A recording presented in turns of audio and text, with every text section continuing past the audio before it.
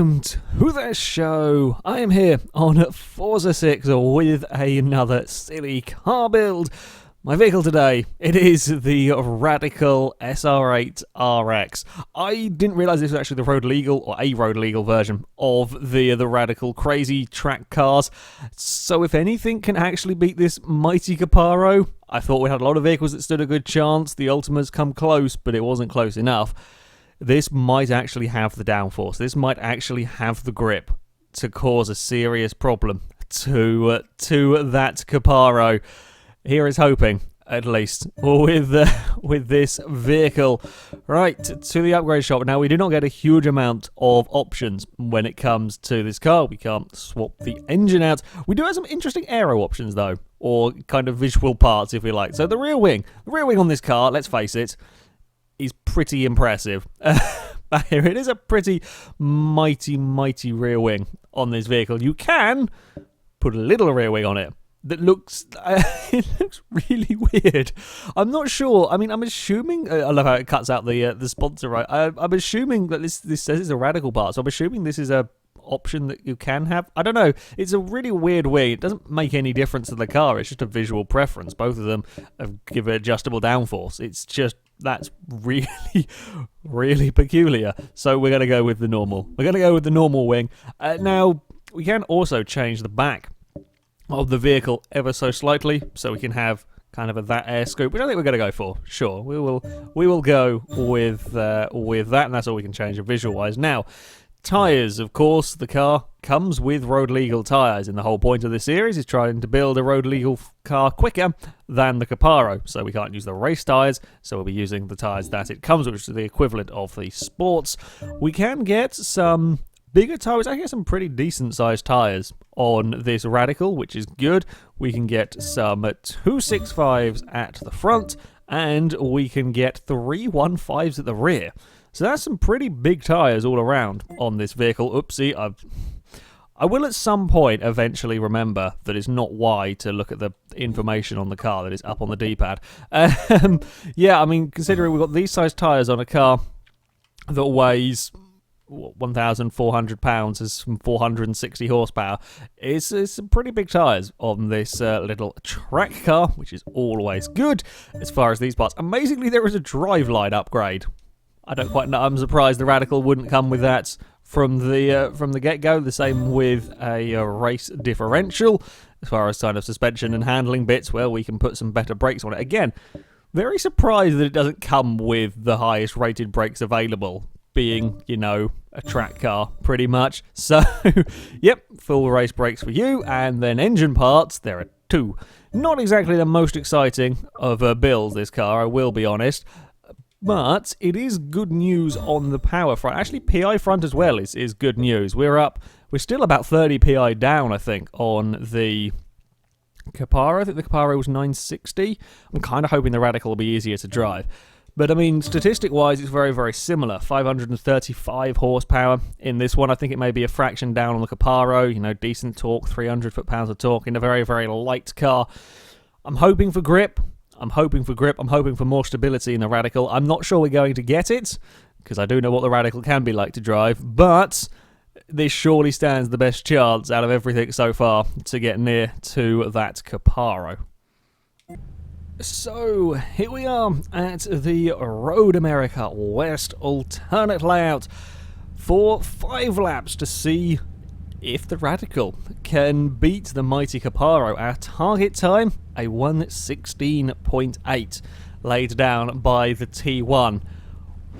Will this car be enough to get near it? I simply don't know. I'm hoping above hope that this will not be horribly in twitchy. Now, one of the issues I have had with Radicals in the past is front end has a lot of grip, rear end has none. Now, I'm hoping with these much larger tyres on this car, we might be a little bit grippier, although the kind of the balance, the sizes between the front and rear haven't actually changed that much. Like the actual difference in size is about the same. I'm hoping that just by having the bigger tyres, we will have some more grip, and this immediately feels a lot nicer to drive than the standard one. I like it, and also the braking is sensible. It's just so nice to have a car but you can actually brake late into these corners, or late in comparison to everything else that I've driven in this series. You can actually get on the brakes, and the car will get stopped. You know, you can use the braking boards in this car. It will be useful. Can we be flat out through here? Oh, no, we can't. Okay, back end will still let go. I had to try it at least, and seeing as this was still an opening lap, it might as well be on this lap here. Okay, back end will still let go on the Radical if you drive like a moron. I was really hoping that it wasn't going to do that, but never mind. Okay, now this is where we're going to have the real questions of this car. It fails with the rear end. Damn it, there is just not enough rear grip in the Radical. It's better than everything else we have driven, but I'm not sure, because you see that the problem is that we're going to have with this car is that we're not going to have the speed of the Ultima. You know, the Ultima, the Benino, the Jaguar, any of those cars there, we're not going to have the straight line speed in the Radical. Yes, there is a great power to weight ratio in this vehicle. Yes, the acceleration is very quick, but those cars are doing 200, 215 miles an hour in the case of the Ultima down here. We're 30 miles an hour down on them in straight line speed. We just simply don't have the brute force in this car. So we're going to have to make up our time through the corners. Now that's okay, this car is very, very grippy through the turns, but I fear it's not going to be enough. Admittedly, the Caparo was a bit of a pain in the arse to drive through the corners as well, but I think that was a little bit more planted, a little bit more stable than this Radical. So yeah, we're going to have to be careful. Like through here, when you go to turn in, back end is nope, we're having none of that. So you're going to go around in a circle if you aren't careful. So we're going to have to be just that little bit slower through some of these corners than I would like. Alright, so we will have to be very careful around here. I mean, it still doesn't have, as good as this car is, it still doesn't carry the same speed, even with me trying to be careful, as you got from the Caparo. You just can't carry that same corner speed, even with this. Oh, no, get off the grass. Grass is a bad place to be. Okay, grass is a really, really unfortunate place to be over there. Very easy to get suckered into the tyre bundle with this car. How late can we brake? The foreboard? Oh, that works. It's lovely having sensible brakes. It is absolutely lovely having brakes that can, you know, get the car stopped. But I mean, that lap there was a 21. We are still well off the time set by the Caparo. So I'm not actually sure about this vehicle. I definitely can go quicker than that time, sure, but this is not, I don't think it's quite going to be quick enough. You probably needed about 700-800 horsepower in this, and then maybe combine the acceleration and straight line speed that you got from the likes of the Ultima with a car with enough grip like you get with this. Maybe that would be the combination that would work. We are better this lap around though, so let's see what we can do lap time wise. I think that's about 120 we've held, which is by far the fastest of any of these silly car builds have made around that corner, which is impressive. It's much better through there. 19.3 from the Radical. I've only got a couple more laps. Now if we cannot run wide here, let's not do anything stupid by running onto the grass down there. We're good. We're out of that first corner. That would have saved us a little bit of time. It's very, very quick, this Radical. Do not get me wrong. I just fear we don't have the brute force to quite match the Caparo, because the Caparo is as good, if not better, through the turns than the Radical, and perhaps even a little faster in a straight line. So the Radical is, yeah, just down a little bit. It is. Now the tyres have warmed up. Oh, no, I've done a stupid thing. I've done a stupid thing with a wheel on the grass, on the outside. No, get off there. Damn it. Very, very easy, annoying mistake to make that one. You're trying to make the most of the road and you just push it that little bit too much. You just run the car a little bit too wide. Or tip it in there with some speed. I'm finding some more grip with the car. Definitely I'm liking it more now we've got some warmed up tyres. We definitely seem to be a little bit better around here. Yeah, this corner here was horrible the first time I drove it. It's still not got the rear end grip we're going completely. Oh, I thought we might be going for a roll. I pressed the completely wrong button on all of that. Yeah, that's not good. It is such a shame. It's such a shame the rear end just does not have the grip in this car. Right, final lap. final lap for the Radical. Can we find any more time? At the moment, the Ultima is still beating it. Actually going to be quite a tall order for this to beat that Ultima, and the Ultima just has that acceleration, that phenomenal straight line speed, that it can make up for the fact that it's not quite as good through the turns. It is nice braking at the foreboard though, it's really nice. Getting the car stopped from the foreboard there. Right, we can have, and we don't even need to have a dab on the brakes through there. It was pushing it with the oversteer. You see the back end just wiggling, just wanting to come around when I push the car through there. And again, it's not the first car that we've seen have some oversteer issues. We're on for a better time though, so it's going to be carefully does it through these parts. Don't get the car too sideways, don't get it too unhappy. I'm putting up into fourth in the hope that we might stop some of the wheel spin, and it has worked. We were quick through that section. The problem is that the Caparo is as quick, if not quicker, through all of these corners. The Caparo just has the same grip, is easier to drive quickly than this Radical. We're trying to take the corner speed while not getting the car sideways. Get it out of this final turn. Runs the line for the Radical. It's quicker, an 18.7.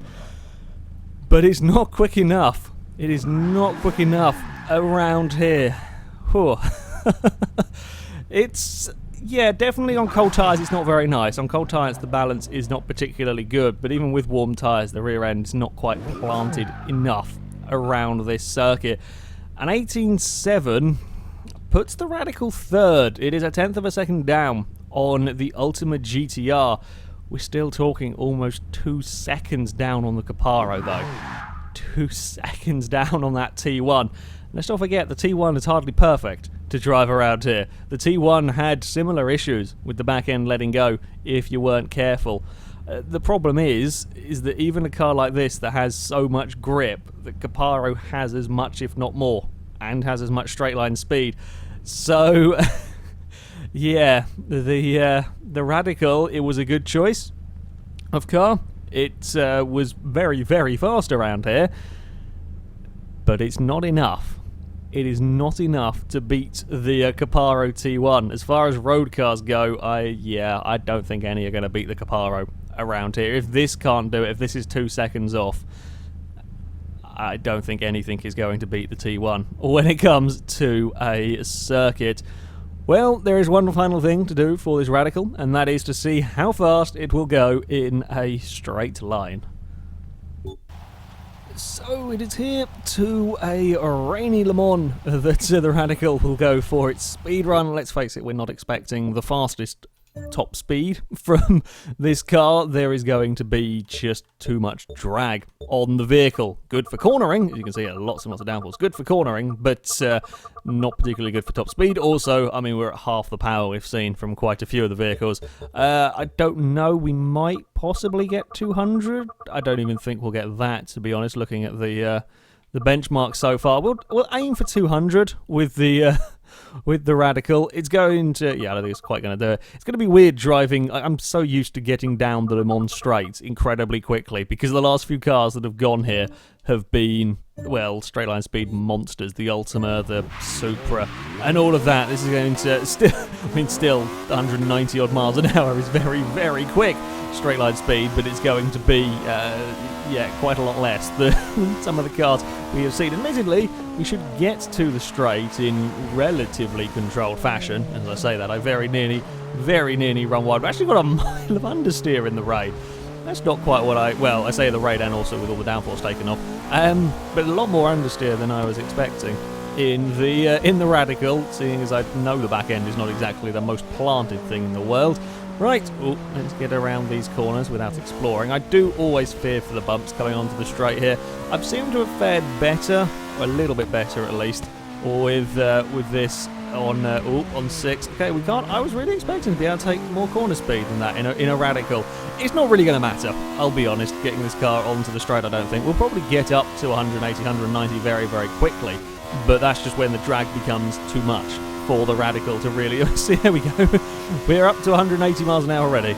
That's it. It really doesn't take much to get this car up to these sort of speeds, but the problem is the drag is just too much. The car's out of power for punching through the air at 190 odd miles an hour. We do have a 6th gear, which has not really helped matters because we're now slowing down.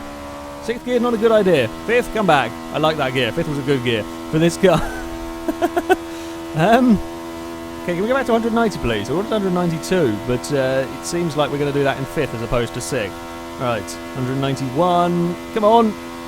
If we got to 6th, is that going to work now? Nope, 6th just slows us down.